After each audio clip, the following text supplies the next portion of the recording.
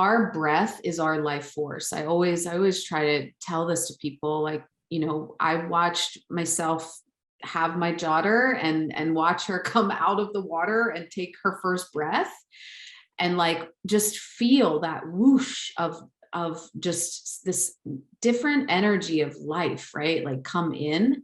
And I was with my mom when she took her last breath and feeling that whoosh of like life leaving.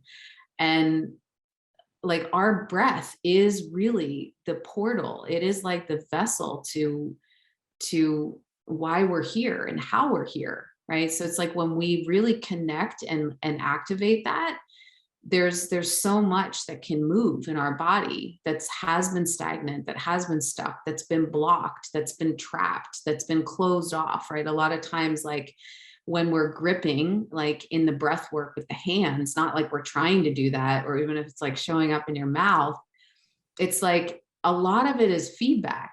It's like, what are you like holding on to? Like what control, right, are we trying to have in life? Or like what is like trapped here? Like what is not being said that needs to be said? So I would say overall, a general trend that I do see with people that do this breath work is they start to just, I don't know how to, like, they just start to become who they are.